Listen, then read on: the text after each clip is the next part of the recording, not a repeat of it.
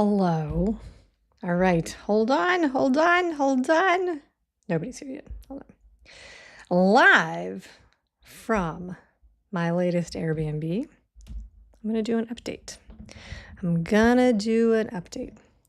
Live from yet another Airbnb. It's me, Amy, here with an update of what is happening here in the unMuted collective. So, if you know me from my show, The Art of Imperfect Adulting, this is not about that. This is about my project called the unMuted Creator Collective, which is, and I've been saying this, I feel like all the time, this is a project that has deep roots and origin in my frustrations and challenges in growing my own audiences as an independent creator. So, here we go. I'm just going to talk about it. I'm going to give you an update. Today is a really good day for an update. And the reason is, one of the reasons is that two of the groups that I had joined over the past couple of years, the membership renewals came up and I'm not renewing them. So that means it's a good time for reflection. I'm going to talk about that and try and make sure that I'm actually streaming. Let's see. Yeah. Nope. Maybe. Yes, live. There we go. All right. So now back to my notes. So these two organizations that I had joined, my memberships came up for renewal. And that has me thinking about it, right? And so I'm going to talk about those, and then I'm going to update you on the collective and what I'm doing and so on and so forth. Let's do it. So the first one that came up for renewal is easier to talk about. It's a group called the Podcast Academy that I joined a year ago because a friend of mine was like, she had joined, she recommended it. And so I mentioned that because just because it was not what I was looking for doesn't mean that it's not what you're looking for or that it's not great. That's true of everything I'm saying. I use things as an example. It's not because maybe they're not good for somebody else. It's just not what I necessarily was working for. So the Podcast Academy, TPA, they host the awards program, the Ambies. Those do look like a lot of fun. But I kind of think that's all they do. And I'm not sure I'm right about that, but that's the only thing that I saw them do. So to say that I personally have not gotten anything out of being a member is spot on. I mean, nothing. Maybe they did introduce me to the woman who hosts The Lies We Bought, and she's very cool, but that's all I can think of about that. So they make this very sort of front-facing thing about you have to qualify to get in. You need a referral. They ask you if you're front of the mic, back of the mic, all of these things. That all appears to be show. I literally signed up, filled out the form, and was accepted almost like it was automatic, like in minutes. So then one of the first two things that happened a year ago was that they put me into a Slack channel that was just vapidly empty. The only thing that has ever happened in there until yesterday is people occasionally doing an introduction, and most often those introductions are people who are looking for jobs in the industry. And then yesterday there were like 4 people who came in trying to drum up votes for their presentations at Podcast Movement in September. That's the most excitement that I've seen in the Podcast Academy, most activity at the whole year. So and halfway through the year, or a couple of months ago, they actually made a switch. They elected a new leader, and they made a switch to another platform, which has continued. And I went in, I made an introduction, and shouting into the void, nothing happened. So anyway, that's been my only experience. The other thing they did is they tried to draft me to be, not just me, they sent out an open announcement like, hey, come work for the association, come do labor on these committees. And I was like, why would I do that? I don't understand what the benefit to me would be. So I didn't do it. It is not what I was looking for. The Ambies show and the Ambies party does look like it's a lot of fun. It also does appear to be very much an insider circle. They reward shows that are already popular and people who are within their inner circle. So I'm not re-upping, but if you have had a different experience, then that is wonderful for you. If you think that my experience was because I didn't do it right, fine. I will totally go from there. Oh, you know what? I have this creator showcase thing on here. Let's go ahead. Let's go ahead and not have that because this is not creator showcase. Not that one. This one. Ta-da. Okay. So the other group, so that's one of the groups that I joined that I'm not re-upping. There's another group that I've been a member of for a couple years, I think 3 years probably, maybe 4. And it is a women's connection group. Their name is Polka Dot Powerhouse. I'm not re-upping with them just because I'm not using the membership for anything. There's no in-person group in the city where I have lived for 30 years or any of the cities that I'm thinking of living in the future that are on my list actually at the moment.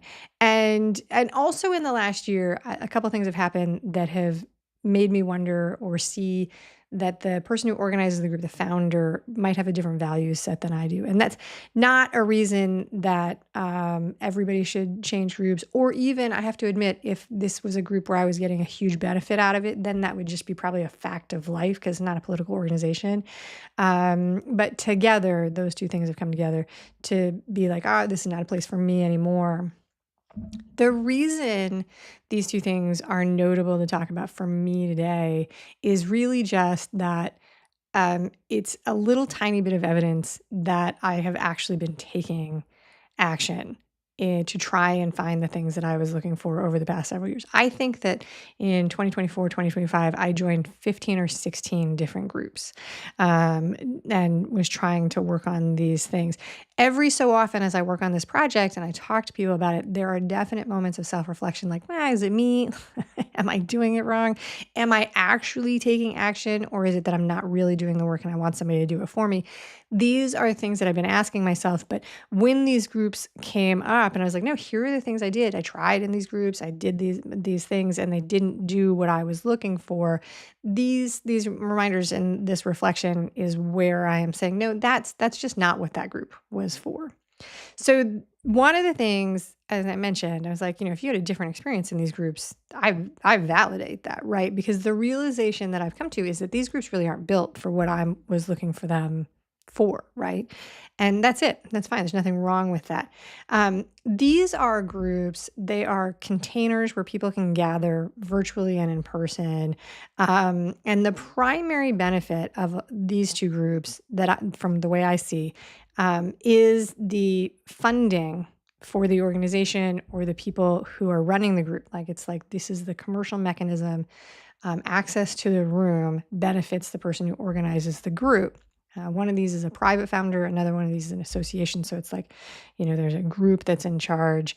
And the other thing that these are there for is for the people who are at the head of the group to promote their things, right? To sell their stuff to the people who join. So you pay to be a part of it, and then you pay to be sold from the people who organize the group. And there's nothing wrong with this, right? There's nothing wrong with this.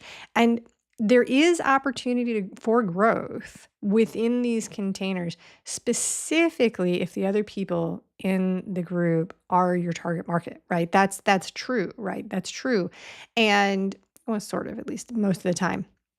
But one of the things that I have noticed over the past several years is that in a lot of these groups where they do advertise, they advertise and promote some of these groups as the benefit of these groups is so that you can gain visibility, you can find collaboration partners, you can find industry connections, all of these things. A lot of times, though, within these groups, there are rules, hard and fast rules that you are not allowed to do the things that you might want to do if you're there to help you grow your audience and your connections, right? And on one hand, I actually, for a long time, I agreed with that and I thought it was helpful and I understood why people were doing it, because when you open a public forum or even a closed forum to promotion, that does dominate the news feed or the wall. It takes over. That is, it is a very popular thing that people want to do. And if you're not wanting to be sold to, that's obnoxious. There are a lot of examples, though, of when that is really helpful. But I'm going to give you an example specific to podcasting of what I'm talking about. And I want to be very clear as I do this that I like the people who run this group and there's nothing wrong with it. But this is a very good example of the disconnect that I have experienced between this is a group where I would like to tell people about what I'm doing and yet I'm not allowed. Okay. So there is a group called a Facebook group called She Podcasts. It's really pretty much inactive today. It's started by two legendary people, Elsie and Jess, both wonderful people. Again, nothing negative about it. It still to this day has over 20,000 people. There's nothing happening really inside it today. There's not much conversation. But back in 2015, 2016, when I started Mile After Mile, which was my first hobby podcast, it was a group where I would go to ask questions and do things. But, I wasn't allowed to promote my show or do any sort of self-promotion. Let me show you. Let me show you from today on the screen so that you know what I'm talking about. And once again, like this is just so you can see it as an example, but there's nothing wrong with this group. But this is just today. This is their page. These are rules, right? If you are not a podcaster, this is not the right group for you. Fine, right. So important. This group is meant to support podcasters and future podcasters only. It's not a group for self-promotion, a place to solicit for your business, or a place for consultants, coaches, and service providers. It's for podcasters that do not have their own podcast. You're also not allowed to pitch to put yourself on podcasts within the group, which is up here at the top. Do not request access to this group to pitch yourself on podcasts. Those are the rules of the group, right? They get to make the rules, right? But here's the thing. Yesterday, Elsie, who's the head of the group, she posts a promotion for what she's doing. She works today for the hosting company where I host, and they're doing these things. They're launching a new ad thing.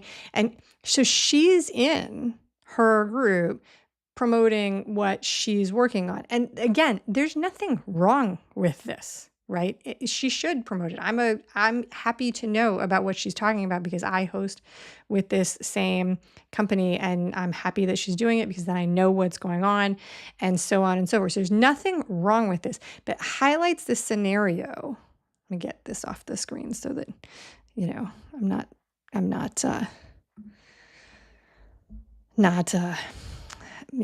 a little bit afraid of being smited for speaking about people and other things they're doing. Anyway, nothing wrong with that. It highlights the fact, though, that what I have been looking for is a place where I can tell people about what I'm doing. And yet I don't necessarily want to build a group where I'm like, yay, let's buy all of my stuff, right? I just want to make sure that I honestly promote it. Right. But what's driven me to create the things that the unMuted Creative Collector is working on, Creative Collective, Creator Collective, unMuted Creator Collective is working on, is my search for ways to connect with people to help me grow my projects and my audience and my visibility and my authority, right? It's my personal pursuit that has pushed me to do the research and come up with the ideas that I'm now putting into action that I hope will help lots of people, right, along the way.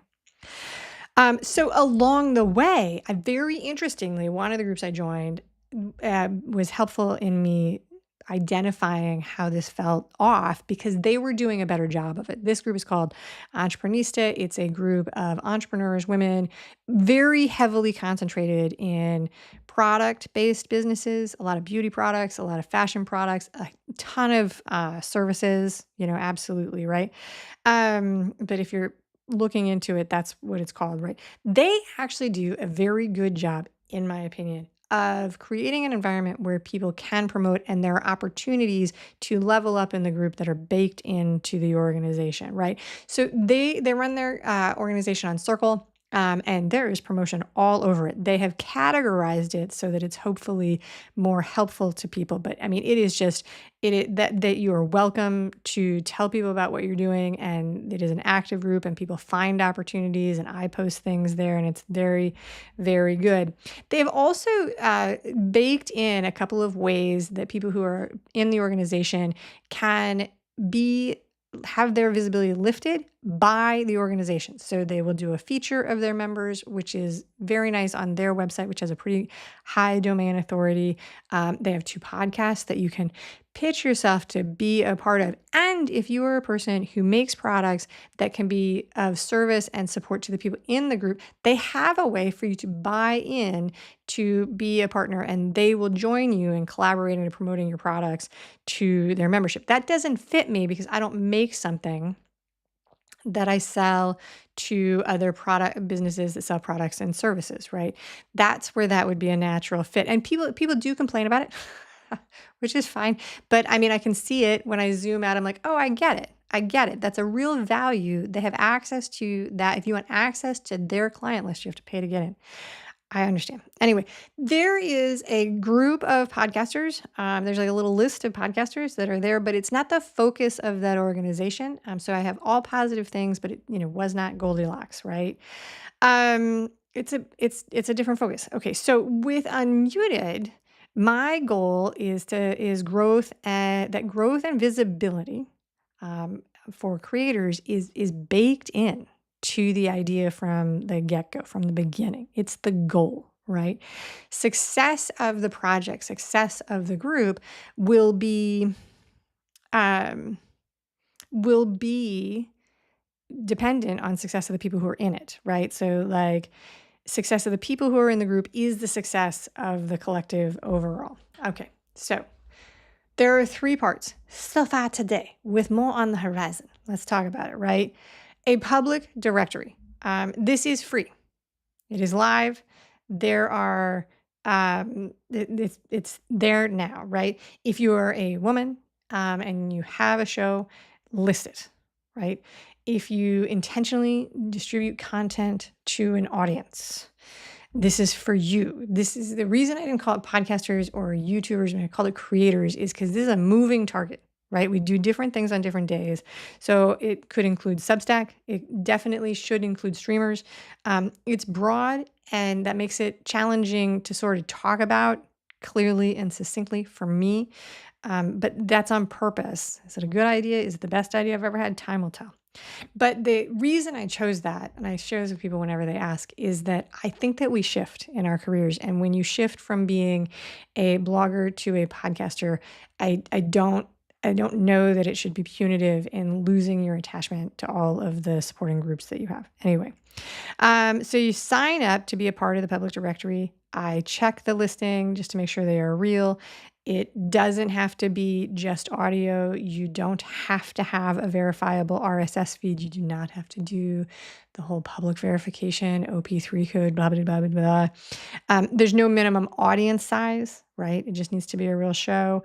I do already have one faceless show that is running under the name of a pseudonym. Because the topic is sort of taboo. And she and I went back and forth via email as I was like validating, is it real? Finding a balance between vetting the person in the show to establish humanity and privacy where wanted and desired is going to be something that I'll probably be working on for a while, right? It is a new concept. It is a new target. Not everything is running perfectly. It also doesn't have to be active within a certain threshold. And this is another place that has been kind of fluid because, it's like I want to work with people who are really doing this work now. But the reality is, that's a funny word to use here, but the truth is about this that we go through seasons of production. So I don't feel like people should be penalized if they haven't released a live episode in the last 12 weeks or so on and so forth. And the other thing is that if you create a type of something, like if you release a movie, right, and it's out there, right, the fact that you released it a year ago or 10 years ago doesn't mean that you didn't do it. Like that you still are the person who did that, right? We don't look at Martin Scorsese and say, oh, well, what have you done this week? Like it's still, you still get it. I'd love to have given an example of a woman there. Since I'm working on this women's group, I have to come up with a better example there. All right, so those are some things with the directory, right? So where is it now? There are 20 listings in the directory right now. If you go and look right now, there are 20 listings in the directory. Whoop, whoop.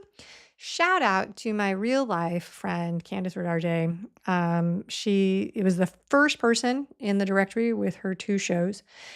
She is my podcast BFF. She was the first person I think I talked to about this concept. I am thankful for all of her support every single step of the way. She hosts a free online mixer for women creators. Everybody should attend. It is called the Creator Collab Mixer. So everybody should attend. I try and go. It's once a month. The concept is that the directory will always be free, like the phone book was free back in the day when they had phone books. Right now, this is hosted on a page on my website. Directories are surprisingly technologically complex. I did go through a rabbit hole of trying to figure out a more established, fancier way to do this. As it grows, I will have to cross that bridge. But at the moment, that's what we're doing, and we'll see what it is. The directory is free because, like the phone book, I believe that we need big directories to help us be discovered, right? So the phone book back in the day, if you walked in any town, like you were traveling on a road trip and you needed to find a dentist, you could be in a hotel or a diner and ask to see a phone book and look up the who was there under the categories and find them, right?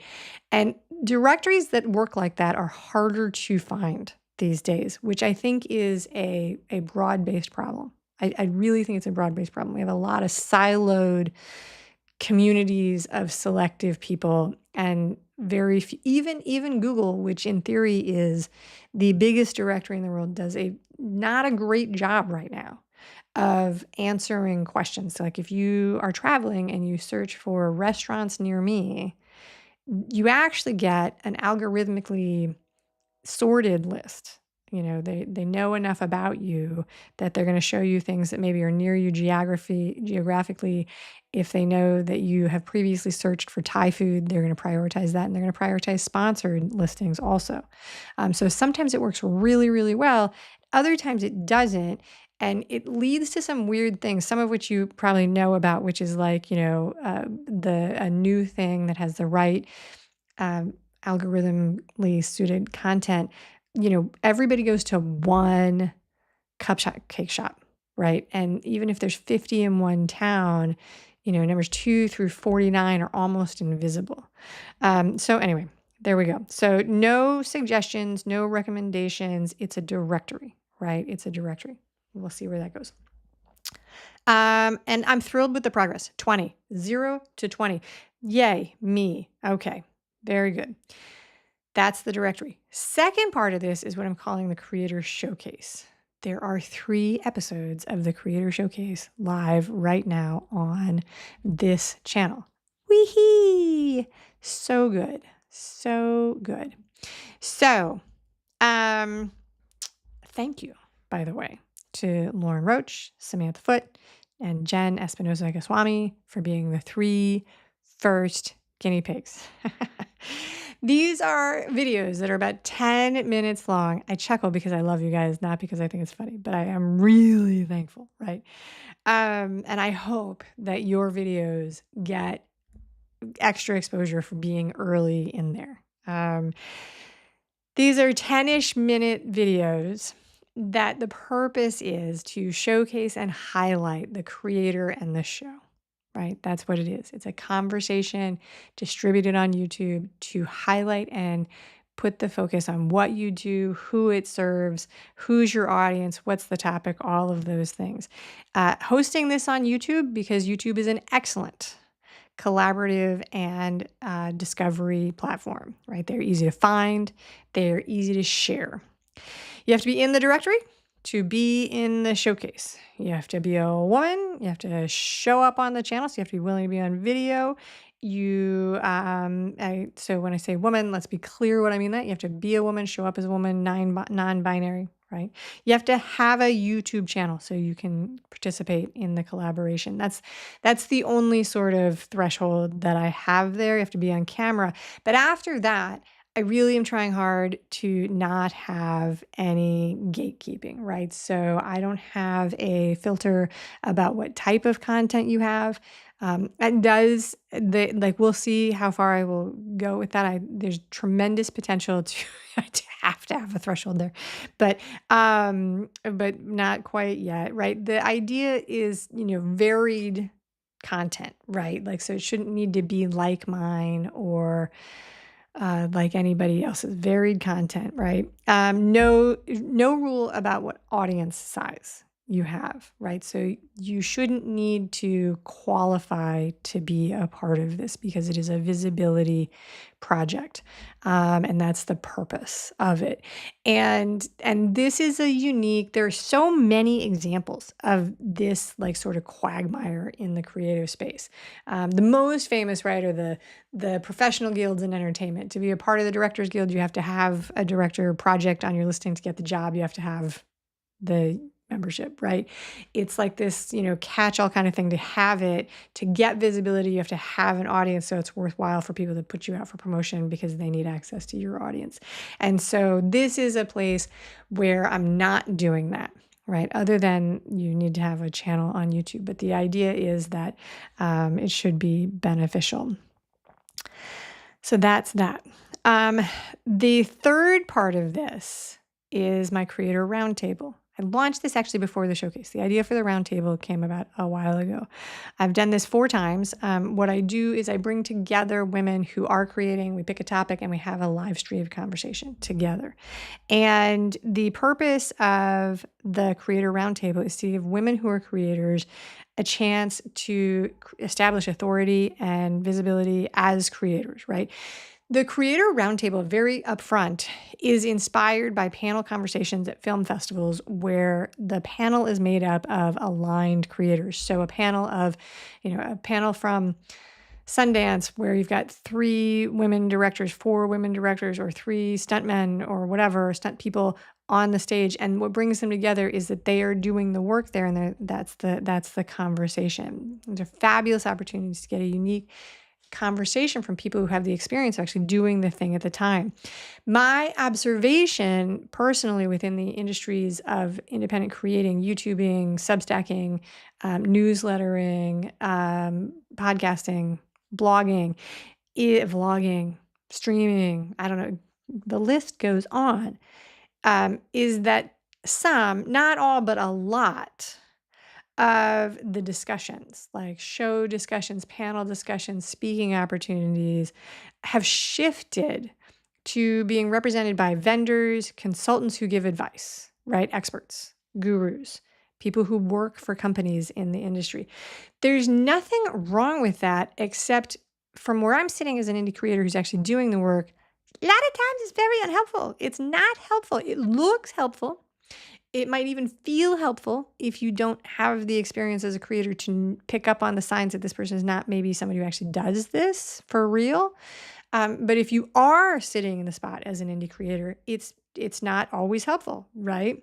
So I use somebody as an example of this because it's funny. And again, this is somebody I really like, and they're a nice person. I shouldn't put maybe a little too much emphasis on this, but I don't want there to be any question about whether I'm bad-mouthing this person. I'm not, right? So Greg Wasserman was a guest on my show. He told a very wonderful story at the beginning. He was a good partner, promoted everything. He is a very good connector and networker. He does an excellent job promoting himself and connecting other people in professional circles. He currently works for a company called RSS.com. He's a perfect guy for, like, not perfect, resetting. Not bad-mouthing Greg, right? He was a guest, done. After the episode aired, he came back and offered me some feedback, which I'm always receptive to. Helpful. I don't remember what it was like. Say he offered me like 4 things. A couple of the things I was like, I thought about them and I was like, no, not going to do that because it didn't seem to match or make sense to what I was doing. Fast forward, and this is where this example gets more fun, right? And also you'll see I was like stumbling over myself. I don't want to badmouth him because I have no complaints about what he's doing or anything. Several months later, he starts working on his own show, which was fine and great. And it's a good concept. And it's live today. He talks about podcast networks. But he makes this post on LinkedIn that's like, oh my God, making my own show is so much different than being a guest. I'm like, yes, absolutely, it is, right? Working at a company that supports creators, podcasters, YouTubers, newsmaker, working at a company that does that does not actually make you an expert on the work of actually doing the thing, right? And it can be confusing to see that from the outside. Being a guest on shows does not make you an expert in being a creator and promoting your own shows, right? It doesn't. They're not the same thing. It's not that these things are not valuable or worthwhile or important, but they are not the same. They are not the same. And the distinction for me has proved to be significant, right? I have another example, smaller, less stumbling over my own opinions about the person. I was in a workshop, and the person leading the workshop worked for a hosting company. They were talking about offering their services for hosting video now being pushed to Apple. So Apple now hosts video, HLS video for podcasters. Podcast hosts are charging for this service. So this person worked for Buzzsprout. She was delightful, helpful, all of these things. There was a disconnect, though, in the conversation because where she's sitting as an employee of Buzzsprout, she has an entire explanation for all the back of house things that tie to why they are charging for this service. For me as an indie creator, it's a 100% disconnect. Why would I pay you to host this video, right? Because the very pragmatic thing right now with Apple Video is I'd love to have my video up on Apple. I would love to push it, right? It is only something that's going to turn into dollars and cents in my pocket if I already have brand deals and that has the potential to give me a bigger audience, right? There's no actual revenue, sponsorship, dollar benefit for me having video on Apple yet. So me paying for video on Apple makes no sense. None. I don't host with Buzzsprout. I host with Captivate. It would pretty much double what I pay them to do that. And I'm sure it does cost them money to roll this out. Yes, I'm sure. But as a creator, my perspective on this is so different from people who are working from the companies, right? So YouTube is free. And YouTube has a deeply imperfect, but very internalized, very automatic, very built-in mechanism for revenue options. When you build your audience on YouTube, there is an option to make money. There's a motivation that's built in from the beginning to put your content onto YouTube. So this disconnect between industry insider and people who are actually doing the work is why I created the Creator Roundtable. So there you go. So these are conversations where the people having the conversation have one thing in common. They're all actually doing the work of creating.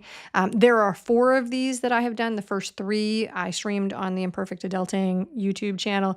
The 4th is here on the unMuted YouTube channel where there are, I think, 8 or 9 subscribers, very small audience.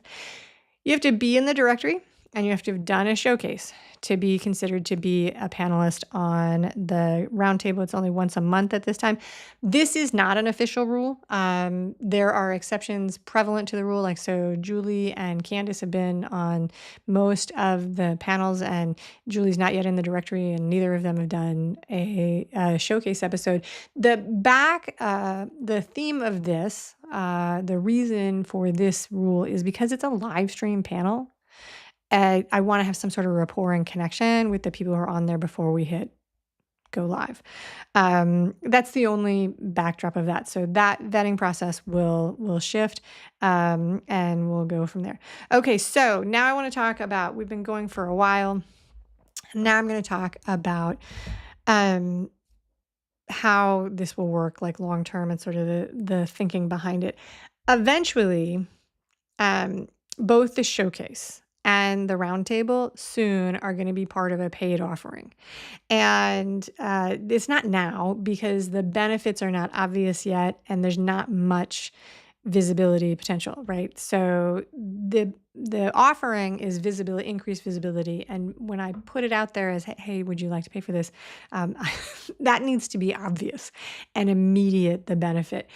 There's real time and effort to create these two things, and so there has to be money supporting it from somewhere, right? So if you sign up now, though, if you get in now, free, right? That's a tangible offer for anybody who's made it this far and watching this video. Eventually down the road, there will be a community. I didn't announce that at the beginning because one of my least favorite things is when I join a community and I get inside and no one is there. True story, just this week, I was pitched a connection, like come make friends with women your age, wherever you are, right? Bream is what it's called. And I signed up. Yay, that sounds fantastic. Where are you? Da, da, da, da. Would you like to do your free trial? Sure. It's going to be $29 a month. So I'm like, I've got like 26, 27 days to go, right? I sign up, I go in. There's no one there yet, right? They're based out of San Francisco. And even there, they've only got like 50 people signed up, which is very impressive. But like I don't, so, but in every place else, it's 0 and 1. There's no one there yet. And they will happily charge me. And I've done this several times over the past year. Like they want to charge $29 a month for something where there's nobody to mix with. And so it will be, there has to be enough people to invite to the community before I will launch the community portion of it.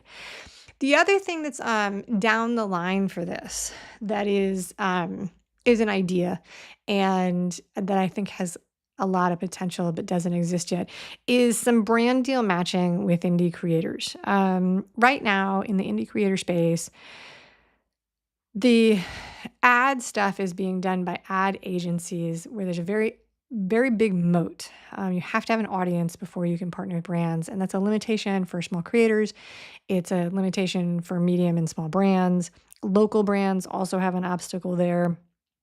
And there are matching services in the creator space, very much on the side of PR and guest pitching, right? So the indie creator space, YouTube, podcasting, Substack, these are open platforms, right? Anybody can be on them. And so there's a very unique challenge of how do you find people who are like you when anybody can be there. And so that does create value for people who can introduce partners to each other.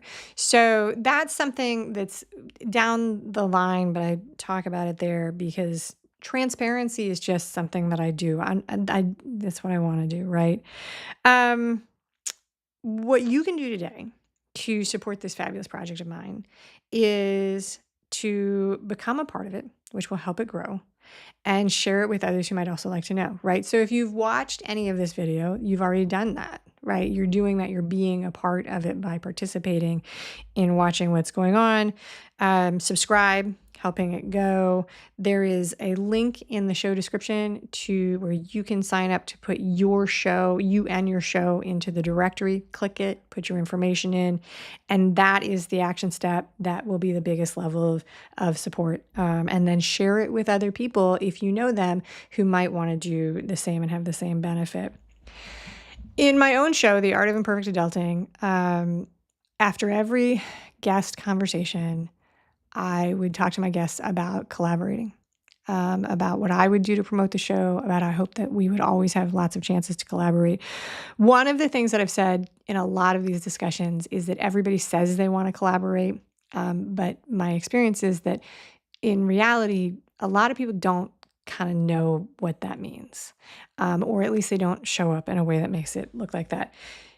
True collaboration, right, is when a group of people come together, they create something that benefits all the people in the group, right? If everybody shows up to soccer practice and they play well, the team does well overall. Collaboration. And so in this conversation, this is a huge topic of conversation for interview style shows. And in this conversation, routinely, a lot of hosts will then shift to, this is why when you're a guest, it's so important for you to promote this show. It's, you know what? Listen, promote the show. It is a nice thing to do and it helps a lot. Yes, do that, right? But when I zoomed out on what was happening in my show, and the guests that we're promoting and so on and so forth, and I spent a lot of time doing this. For my guests, haven't done it in a couple of weeks, but I go back 30 days after the show and I did a deep dive of comments, interactions, collaborations. It was, what was really happening, right? And when I zoomed way out, one of the patterns that I saw was that people are struggling to find effective ways to promote the things that they are creating and doing. And so the unMuted Creator Collective is built as a solution for creators. Where can you go to find women creators? Where can you go to increase your visibility and grow your audience? That's the nugget of the problem. I'm trying to build a space, a structure, a scaffolding, an organization, a collective for creators to get support with that, right? There's a sales guy, famous direct sales guy from a zillion years ago, Zig Ziglar. And he has a quote that says, you can get whatever you want if you're willing to help enough people get what they want, right? The enough is kind of a big thing here, right? The sales advice, the management, the entrepreneurial advice for a very long time has been very focused on be very specific in your niche and sell high cost products, right? That's not bad advice. It works very, very well, but it is a cycle that ends quickly, right? The idea is that if you can fix a very specific problem for somebody who has the money to pay you for it, you can quickly make a lot of money. And that's true, right? It is accurate, but it usually burns itself out pretty quickly because once you've solved their problem, they don't need you anymore. And the way innovation works is that problems usually get solved systemically after time. I'm not talking about social justice projects here, but I'm talking technology projects. I have somebody in my family who was a computer scientist educated in, I think, the 50s and 60s, right? And he built an entire career. I don't even know if he's still alive. Anyway, he built an entire career in fixing a very specific problem, which was that he would go into these organizations and update their computer systems from super old stuff to newer technology. And it was a very close, it worked for banks, right? Taking banks from like old card punching technology to newer technology. And there weren't very many people who would do this. And so he would go from one to the other, and he made an entire living doing this. And when it was done, he went to the next one, right? And it was, he could charge whatever he wanted because it was very, very necessary. And, but there was a finite thing. Eventually, he was going to run out of banks that did this, right? So anyway, it's a good strategy for a very specific market. On the other hand, though, if you're not doing something that has a very specific pain point in a market that has a high price tag, the enough is the thing that stands out. Like, quote, you have to help enough people solve their problem that you are getting what you need out of it. Like me helping one creator do this is not necessarily going to be the solution. And that's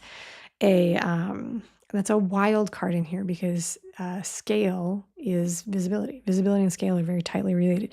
Geez, Am, do you really think that you should tell everybody what your plan is here publicly? Listen, there are like 8 people who subscribe to this channel, so let's be realistic about who's actually watching, right? There's not a whole lot of risk in me talking publicly about it. I am practicing speaking and explaining the project. And so that's part of what's happening here. That's a hardcore benefit for me. I was asked this directly several weeks ago about this. Like, why tell people that you're doing this? Are you afraid that other people will do the same thing that you're doing? This is a legitimate question. Being first to market with ideas and keeping your ideas close to the vest is something that's very important, specifically if you're working in products that can be innovated and copied. There's also a phenomenon in many marketplaces that the first person who does something is not the person who builds the business that actually works. These things, though, are very tied to software releases and product releases. And so but very true, where you have an idea, an innovative idea, you want to keep it close to your vest, keep it private until it's ready to actually go out and do things, right? And that's good advice. With this, though, here's where I am, right? If every woman creator I knew, if the hundreds of women that I've talked to on podcasts over the last 10 years duplicated what I'm doing and reached out and did promotional work with every single other woman they knew and created directories and videos and projects for visibility, the world would be a better place. If big people were to take this idea who already have the tools to build an infrastructure and they're like, yes, we will get behind this and do this, the world would be a better place for me, right? And so I'm not going to stop talking about it. I don't think there's any risk. There's all benefit on all sides. Win, win, win, win, win, win, win, win, win, win, win, win, win, win, win, win, win, win, right? If you want to do videos promoting every single person you know, do it. I don't know how many people will do it. I think that's part of the reason that it hasn't happened. People are very much working on getting their stuff promoted. Okay. So that's it. That's all I have to share with you. 20 people in the directory. Sign up, get yourself in there, tell your friends. Let's do it. My name is Amy Stone. This is the Unmuted Creator Collective. Thanks for watching.